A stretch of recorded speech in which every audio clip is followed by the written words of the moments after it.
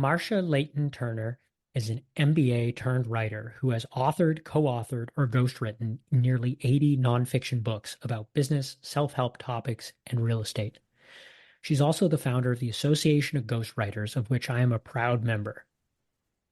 She also did a doctoral dissertation about ghostwriting, which I can't wait to ask her about. Welcome to Notes from a Ghost, a podcast about stories and the people who tell them. My name is Charlie, and I'm a ghostwriter. I love a good story. I hope you enjoy this one. Marcia, thanks for being here. My pleasure. Thanks for asking me. Reminds me of Hunter Thompson, where he was a doctor of journalism. You have a PhD in ghostwriting or studying ghostwriters.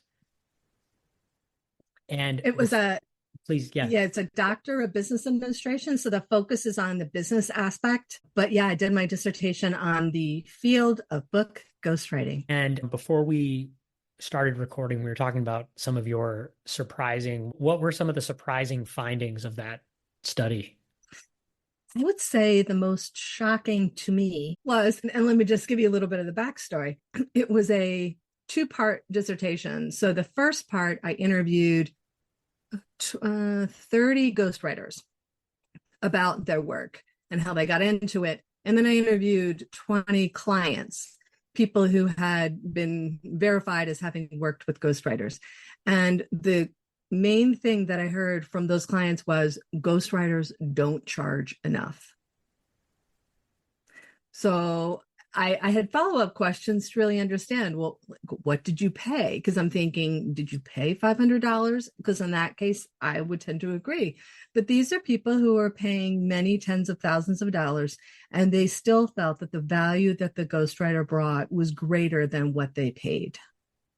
So I share that with all ghostwriters everywhere as frequently as possible, that when you're not sure if you're charging enough, you're probably not, because your clients aren't going to tell you. I'm sure that the people I interviewed didn't tell their ghostwriter, you didn't charge me enough, or maybe they did at the end. You know, by the way, you charged me 50, but I would have paid 100 because this was a big task. So just keep in mind that ghostwriters are so concerned about asking too much. And in many cases, they're simply not asking enough. So that was the biggest takeaway. I think the other interesting thing I found was that most ghostwriters don't have English degrees. And that's primarily because they sort of stumbled across ghostwriting, or the phrase that I heard most frequently was, I fell into it. You know, an opportunity came along because they were doing some other kind of writing or task, and a ghostwriting opportunity appeared, and they thought, I think I can do that. They tried it, they loved it, and they stuck with it. But when people think of writers, they think, oh, you must have a journalism degree or a fine arts degree, or you studied English or literature. And by and large, what I found was that's not the case. And so I hope that's encouraging to people who are thinking about exploring ghostwriting, that you don't have to have a degree as long as you're a strong writer. Yeah, and I'd be curious if you feel the same, but my experience seems to abundantly confirm both of those things, what you're saying about rates, but also, and this is something that's come up again and again on this podcast, it seems like no two ghosts have the same origin story. Yep. And I find that just, especially as I've gotten to know more ghosts through your association, which we're about to talk about, and elsewhere, I find that really refreshing. That we're all really different. There's a lot more, I'm unemployable in the sense that I am too acutely hyperactive to sit in an office all day long. I can't do that, like physically can't do that. But I've thrived as a ghostwriter, and I find that like maybe that's not what makes another ghost different or weird, but they've got their own works going on. And I don't know. I think it's a wonderful bunch of misfits. I too, Charlie, say that I'm unemployable. I can't imagine just the confines of a cubicle or an office where I have to talk to people, have small talk. But I think what most of us have in common is that we're curious. we're curious about our clients and the lived experiences that they've had. And so just naturally, I think ghostwriters ask a lot of questions of each other, of their clients. Why do you think that happened? What happened then? Why did you do that? And that just naturally makes for a better story. Totally. Yeah. And I guess I should say not just misfits, because sometimes you have people who have actually a very traditional background, or they were already successful in business, but then the storytelling bug that you're describing bit them. Something I've shared before on here. I would find myself hearing, I guess they call it trauma dumping now, but people at parties would tell me things that they've, quote, never told anyone before. But the way I've described it, I think people can see, there's, what do they call it? Like micro expressions. People can see if you're sort of judging what they have to say. And I don't know what skills exactly you need to be a ghostwriter, but I know if you're someone who moralizes or comes across as judgmental in your body language, you can't do this, because you have to be able to just sit there and hear about the worst day of someone's life, and they need to be able to see that you're listening and that you can be trusted with their story, and that you're not, you know, and that's not only for really hard to tell traumatic story. I think that's true for business books too. Yeah, I do think you need to show empathy. But yeah, listening, not being judgmental. I mean, that's key. That's key for any situation, I think, for ghostwriters, because if you do become judgmental and that comes across, as you said, by your facial expression or how you react, they're going to stop telling the story. They're going to start filtering, and it's not going to be as.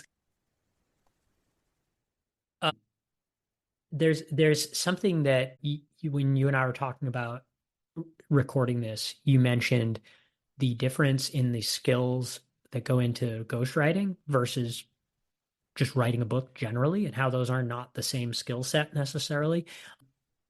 Say more about that. Like what is that difference, and what does it take to ghostwrite? Sure.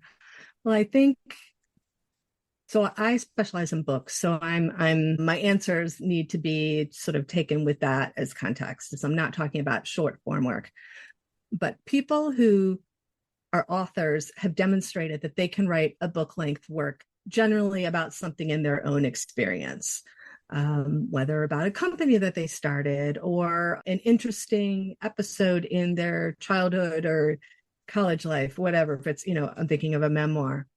Ghostwriters need to be able to write a book length work in someone else's voice. And that is not necessarily a skill that authors have, because authors, they're telling their story. So they can work quickly. They know how they would express it because it's their story. But if they had to tell someone else's story, do they know how to interview to get those nuggets? Do they know the right questions? Are they paying attention to how that person speaks? The words that they frequently use, the cadence, the pace, the structure of how they reply. Some people reply with a question and then they answer it, for example, or some people have very clipped, short responses. Well, you need to take all that information and what you've noticed and then put that into the writing so that the writing sounds like that person wrote it. And I think the biggest compliment ghostwriters get is when a client says, oh, my spouse read it or my partner read it and they really liked it and they didn't know that you were helping me. So that to me just confirms, okay, good. I got the voice right, because it's voice that distinguishes the two. You'll have to tell me if this has ever happened to you. My big win with voice, like where I knew I did my job, was and this has happened a couple times since, when we get to the editing process and somebody has crossed out something that I left untouched from either their written source material that they had before, or from a transcript where it's like, okay, you know what, right here, this, they said it better than I can, so I'm going to use that verbatim, which I don't do very often. And they crossed it out, and the comment is, this doesn't sound like me. And the part that they thought sounds like them is the part I wrote. I love when that happens.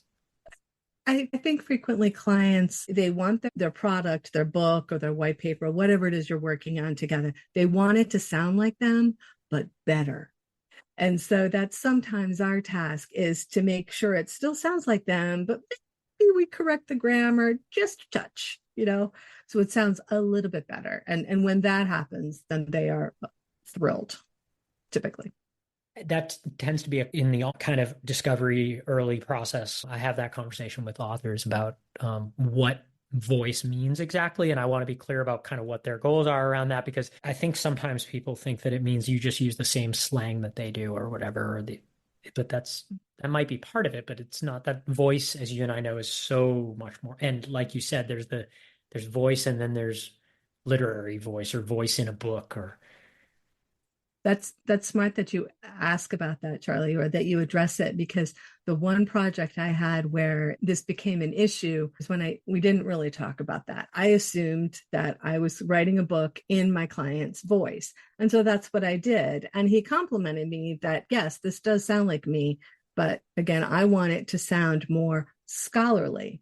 So he wanted sort of a third voice. It wasn't my voice, it wasn't his voice. It was this third, more scholarly academic voice.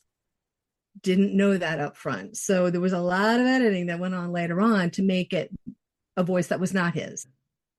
but you were able to do that because for you it was like your 75th voice or something. I mean, like that ghostwriting skill of stepping into other voices that you speak of. I think it just involved getting clear on what exactly do you mean by scholarly and academic?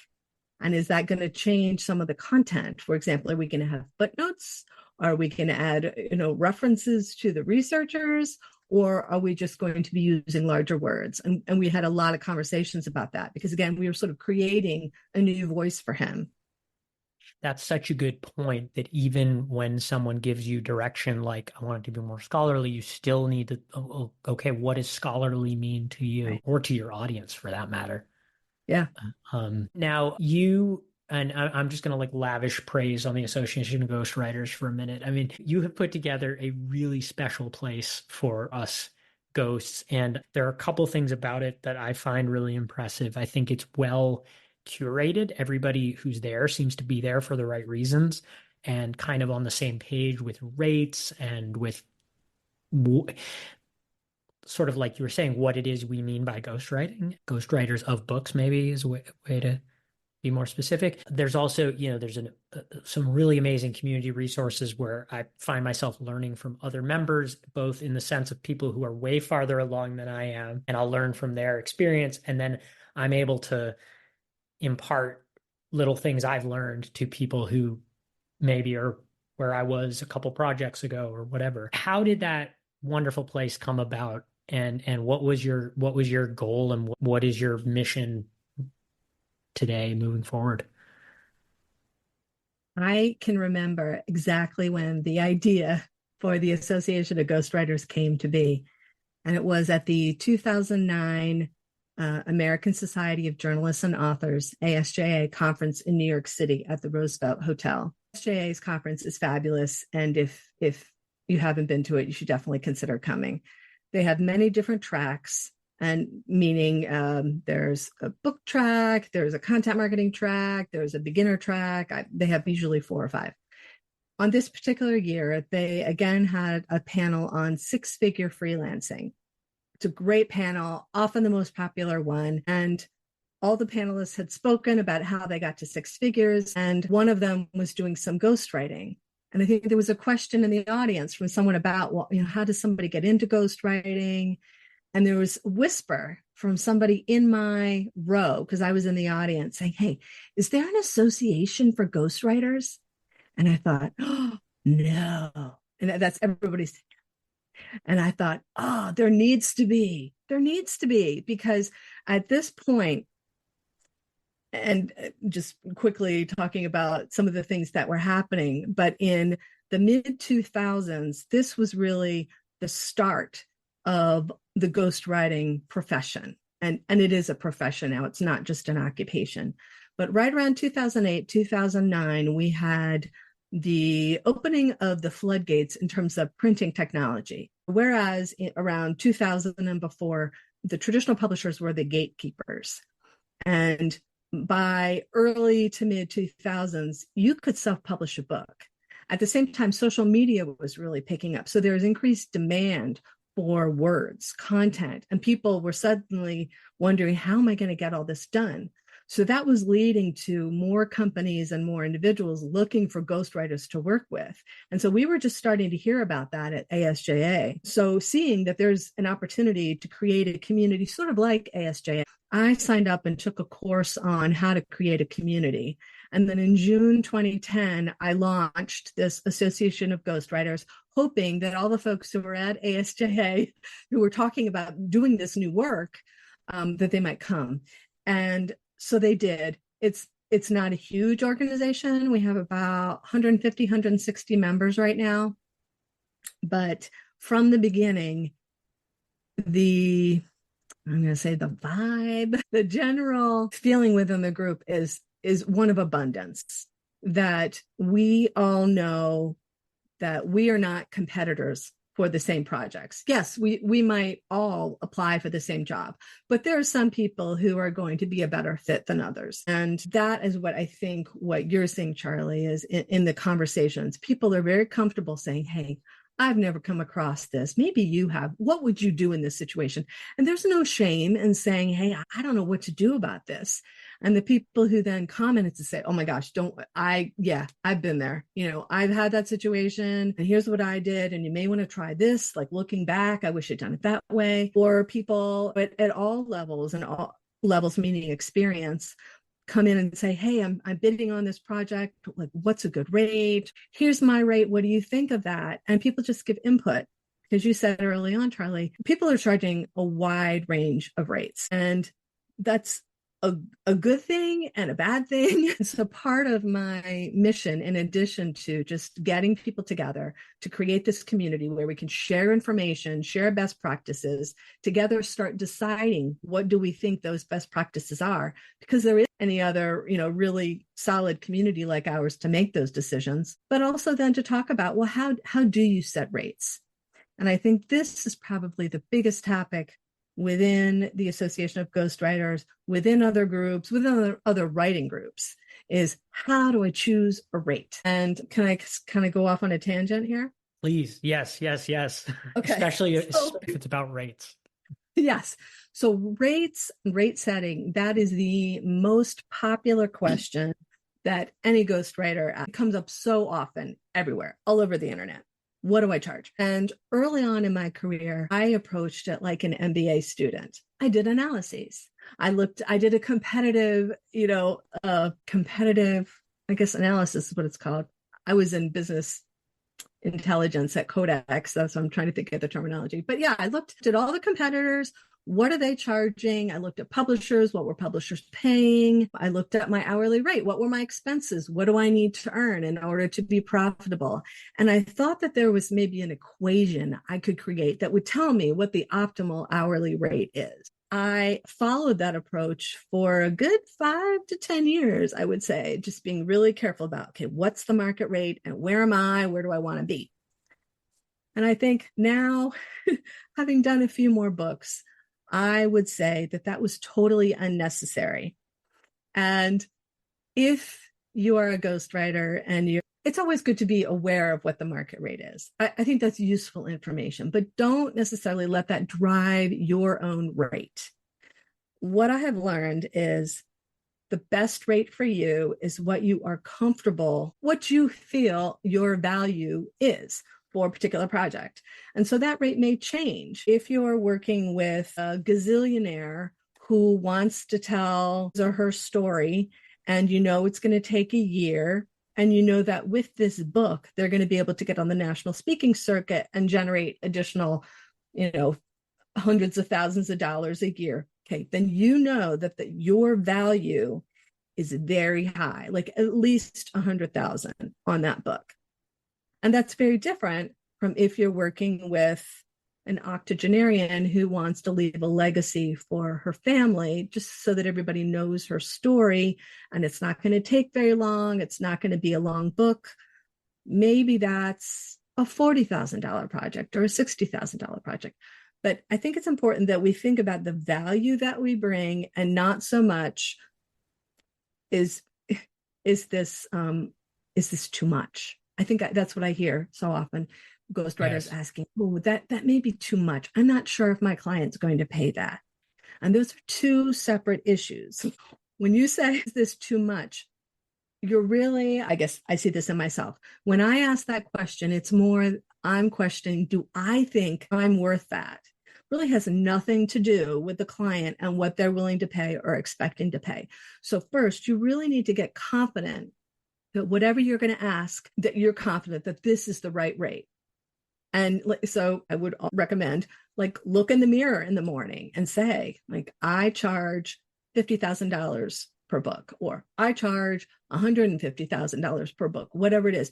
You need to get comfortable with sharing your rate and say, this is what it is. It's a business transaction and you Mm-hmm. need to be comfortable. And also when you share your rate, just be quiet. Don't start talking. Don't fill that void because you're thinking and you might, oh my gosh, they're quiet. They like just fainted because the price was so high. And oh my gosh, I should tell them that if we can do it faster, I can offer a discount. Or if they do the research, I can offer them a discount. Like you start in your head, because I've done this, you start thinking, oh no, darn, it was too high. And I can't tell you how many times I said, okay, sounds good. So when do we get started? Talk in your head about what they can or can't afford. You don't know. It's really not your business. You need to say, here's what I charge. Here's the value that I bring. And they may have follow-up questions like, oh, well, how long is this going to take? And how many pages are you expecting? Those are all valid questions. But when they want, well, how many hours are you assuming? Or what's your hourly rate? No, no, no. That's No. immaterial. This is my rate. This is what I charge for my expertise. And So I think that's the biggest stumbling block, I think, for many ghostwriters charging more because they've been charging $10,000 a book and they just don't think that people are going to pay 20 or 30 or 40 because they're comfortable in that $10,000 swim lane. And I just want to encourage you, if someone listening is charging 10,000, please charge more, because the problem with charging too little, and I've explained this to prospects recently, if an aspiring author is looking at ghostwriters and they, as you said, saw a wide range of rates, someone charging 10,000, someone charging 20, somebody charging 40, someone charging 175. And they want to know, well, can I just go with the cheaper product? And I have said, please don't, because the person who's charging so little is probably having to take on multiple projects in order to pay their mortgage. So the person who's charging 10,000 may have 6, 10 projects at a time, and they're really good jugglers. Like no offense here meant at all, but it is a lot of work to do a book. And so when a ghostwriter says, I will only charge you this, but we're going to work together for 6 to 8 months for $10,000, it's just not enough. And so the problem for the author then is that you're juggling so many projects, the author is not getting your time and your attention. And so the book just doesn't end up being as good as it could be. It could still be a stellar book because at 10,000, you may be a fabulous writer, but there are too many other stressors in that relationship. Please, ghostwriters, please charge more, because the value of your work is there. And authors should understand that this is an important, very involved process. It's going to take months to complete, and they should be ready to spend tens of thousands of dollars for that work, because it's going to then propel their career forward in ways that we can't even imagine. I will now get off my soapbox. no, stay on that soapbox. This is a hill I will die on. I mean, the first episode of this podcast with Ryan Guthrie, who has talked a lot about this very topic of becoming a six-figure freelancer, and something, and he's not the first person to tell me this, and I've heard it again and again. It's actually a red flag if you're charging less than, say, 20 grand, certainly 20 grand for a Yep. short book. This is something where what we do is high value Yeah. work. People don't actually necessarily want a bargain any more than they would want bargain dental work or Right. there's certain things in life you actually want to pay more for. The other thing I find where if somebody is pushing back on rates because not because they don't value what I'm doing or they don't understand it, but because they genuinely can't afford it, but they're sort of close to like let's say they can't do the $50,000 book, but they can do 17 or so, which like is still that like that's not an amount of money that I would turn away. What I would do is find a way to do it for that, whether that means that it turns into a developmental editing project. That's one of my favorite ways to do things, or maybe book coaching. I grew up reading about adventures at sea and in the mountains, and even though obviously I don't want to be shipwrecked ever, but the stories about people who have been or found themselves adrift in a life raft, I found made me excited to get out on the sea, not scared away from it, with like a healthy respect, but also grateful that there is such a place where you can still have an adventure. And when I was getting into ghostwriting and I was hearing stories about people's red flags and nightmare clients, I didn't think, ooh, I would hate that to happen to me. I was thinking, like, isn't that interesting that it's possible to come to work and have things go topsy-turvy in a way that really isn't going to happen if you're in an agency. So, And I think that this goes back to something that we don't talk about often, but the fact is, as ghostwriters, we are small business owners. And so we need to treat this work as a business service that we're offering. And when you think about yourself as a business owner, I think that changes the dynamic a little bit. It changes how you negotiate. If this is not a personal discussion or, personal factors are not at play. It's here's my price and you can take it or not. But I liked what you said about being willing to meet them, whatever their budget is. I think that's smart to be so flexible. And the key is, and you said it without saying it, the key is to then take away from what you are offering to do. So, okay, if they can't afford 50,000, they can afford 17. What are we going to take out from what I had proposed to make it a $17,000 job? Because you didn't say, okay, I will do all the work for 17. You said, I'm going to do less. So that is the key. If somebody said, I can't afford 50, I really had only budgeted 40 for this. Okay, no problem. So then what we could do is we're not going to have 2 rounds of edits. We're going to have 1. I'm not going to do any of the research, and you're going to do all the case study writing or something like that. But you just find $10,000 so that it's still really a $50,000 project. They're just doing $10,000 of the work or whatever the amount is. But I think ghostwriters need to do that more often, is to think about, okay, how can I make this work for me? yes. To now like talk about the other side of the table for a minute, or well, I guess we're on the same side of the table as our authors, but to talk Yeah. about the other person involved, we talked about the skills that go into ghostwriting. What are the skills of like being ghosted, and working with a ghostwriter as an author? What are the skills that an author needs to have? Yeah, or how should they show up to make it a useful project? We talked about what a ghostwriter needs to do. I mean, what does the author need to bring to the table to make it to set their own book up for success? I think authors sometimes start the process of hiring a ghostwriter too soon because, to your point about what they need to bring to the table, sometimes they're not sure. They've decided that they want to write a book, and their friend told them, oh, you should think about hiring a ghostwriter because you're so busy. And they then go down that path. But they haven't thought about, and this is what they need to do first, they haven't thought about exactly what is this book going to be? What's it going to be about? People have such a wide range of experiences once you get into your 40s, 50s, 60s, and beyond. So, what exactly is this about? Why am I writing it? I think they really need to be clear. What is the purpose? Because that's going to then drive decisions about the speed at which you work, the publishing channel you go through, who the target audience is, they need to really be clear about that before they hire a ghostwriter or even before they start looking, because the type of book is then going to also lead you to choose the best ghostwriter for that. So for example, I work a lot with wealthy entrepreneurs and CEOs and senior executives, and the stories that they want to tell are rooted in their business background. Maybe it's a corporate history or it's something that they took away from that experience, and they come to it clear that this is a business book. So great, I'm a good fit.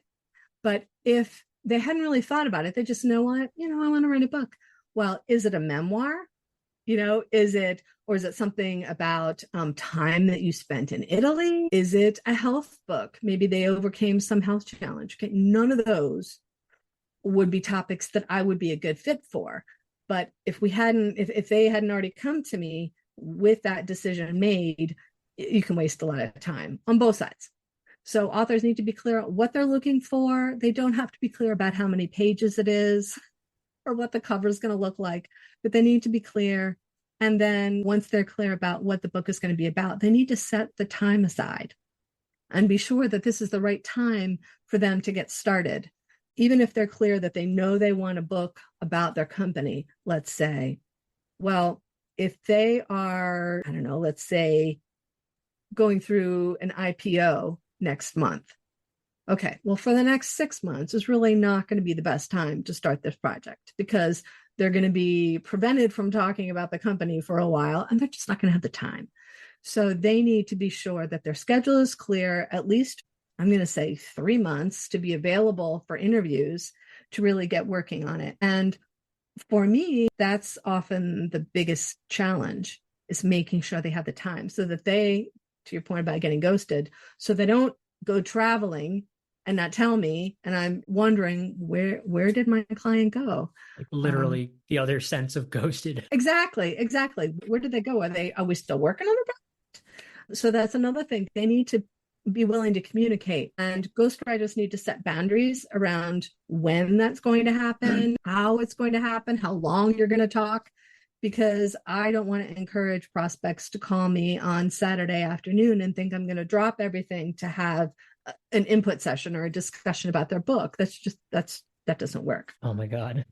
Yeah, we've had discussions about those, in the Association of Ghostwriters, how to handle that. So the ghostwriters need to set boundaries. Clients need to be clear on what their book is, because that drives the type of experience their ghostwriter could have that would be useful. They need to be clear about what their budget is. And in most cases, they don't have a sense of what's appropriate. So our job as ghostwriters is to do a little bit of educating. Here's how it works. And here are the range of fees that you can expect to see.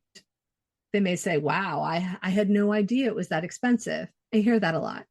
Now, they didn't just say, I can't afford it, I don't want to do it. They're just reacting to, I didn't know it was that much. Kind of tell me a little bit more about that. Well, it's $125,000 because we're going to be working together for a year and you want me to interview your 12 cousins and, whatever the reason is. So it's really just educating them. That's on the ghostwriter, and the client needs to be available. The availability thing brings up kind of an interesting edge case. I try to be, again, in that discovery process, I am super upfront about the process, especially because I find it can get people really excited. Mm-hmm. And I keep it in a language of this is how we are going to write your book. But Yep. I've never encountered this. There's the myth, right, of we're writing the book for someone and that they've slapped their name on it or whatever. And you and I both know that's not true. But I have heard of cases where they don't have the time, they don't have the interest, they don't actually read. And what they want you to do, and you mentioned I will do less for a lower rate. There are people out there who want you to write a nonfiction book that they can put their name on. And all they are going to do is cut you a check and shake your hand when it's all over, and you won't see them again. Those projects do exist. Rare, but it's a thing. Yeah, I think they do exist because some people don't understand exactly what a ghostwriter does. they think, as you just described, they think that they can say, here's a title for a book that I want written with my name on it. Go away and take care of that for me. And here's a big check. That's really not how ghostwriting works. I think ghostwriter is sort of a misnomer anymore because we are much more, I use writing partner a Mm-hmm. lot and collaborator because the ghostwriter can't write your book without you involved. I mean, then it's I don't know what you call it. I mean, it's sort of a work of fiction because they're going to Yes. have to be picking up a whole bunch of stuff. But ghostwriters work alongside their clients. They become the heavy lifters, for lack of a better term. They are the project managers. They're the people who are doing the interviews, figuring out the questions that are most appropriate to ask, asking the questions, recording the call, getting the transcript, pulling out all those really interesting details, following up with Unlicensed therapy. questions. What? Unlicensed therapy. Well, yeah. I mean, you've probably heard it. I've had clients say that it's like therapy and that they look forward to it. And sometimes they discuss me with their therapist and what they took away. So it's a learning process for both. Because when you're asking follow up questions and asking them to really think about, well, why did you go down that path? Why did you make that decision? And they really have to stop and think, yeah, why did I? And sometimes they learn something new, but it is collaborative. I have heard of projects where clients just want to put their name on the book, but that's not been my experience. And for some of the people that I speak with, they're kind of relieved when I tell them, no, I can't write your book without you. Because a lot of people, I don't know about you, but some come to me worried that I'm going to steal their idea. They want me to sign NDAs and all sorts of things because they're afraid I'm going to take this fabulous idea and go run with it and write their book. And I have to explain that's not what I do. I have my own ideas. I can write my own books and put my name on it. I'm not going to steal anybody else's idea. And also, the book that I would write, even if you gave me a title, it would be so different based on my own experiences and background than in a book with that title by you. So ghostwriters are not going to steal the idea, but they need you to be available. If you are not available to answer questions, then the book is going to.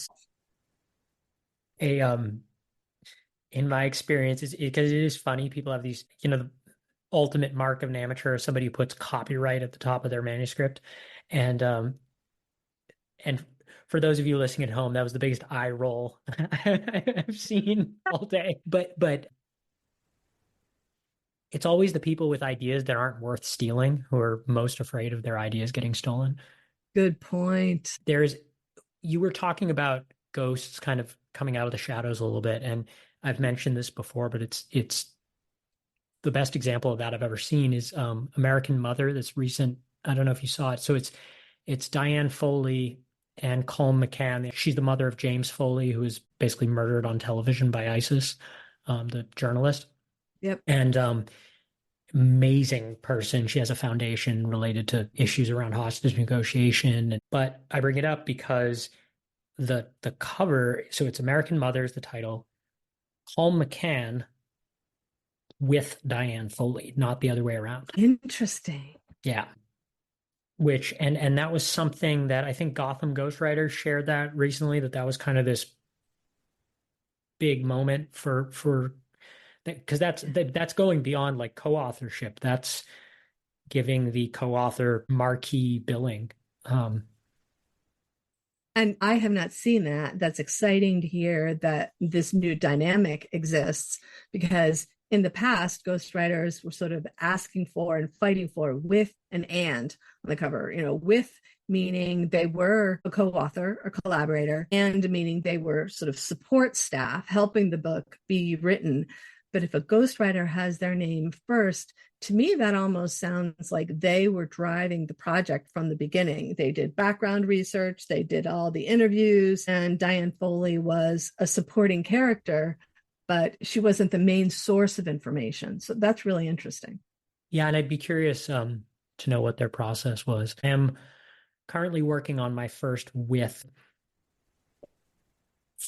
actually second. Yeah, for no, it's the first. There's one. I have one that I co-authored where there's acknowledgement and it's in the book, but this is my first with, and Awesome. it's really exciting. I've those four letter four-letter word. It's acknowledgement of the important role you played in that book coming to be. And it's right out in front. The author is saying, I'm not embarrassed by this. Like, of course I hired a ghostwriter. Of course I worked with a publishing professional. That's kind of what I'm hearing more and more as people are acknowledging, of course I had help. Of course I did. But to be put it right on the cover, that's great. It's exciting. It's really exciting. I'll keep you posted. I mean, the best part is I'll be able to talk about it for a change. Yeah.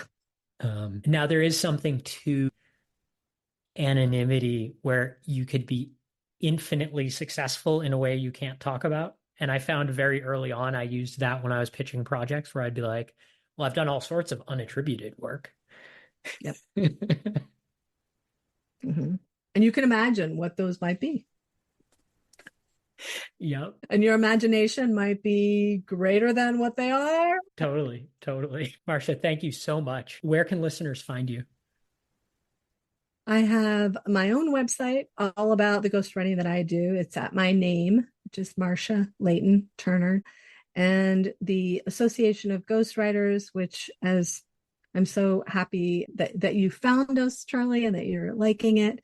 And that's Association of Ghostwriters.org. It's an international group. It's not just American ghostwriters. And it's often fun to have conversations about what the dynamic is in other parts of the world. Thanks again.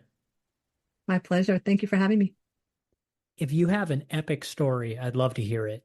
You can find me at dailyprose.com or on LinkedIn. My links and Marcia's are in the show notes. Thanks for listening.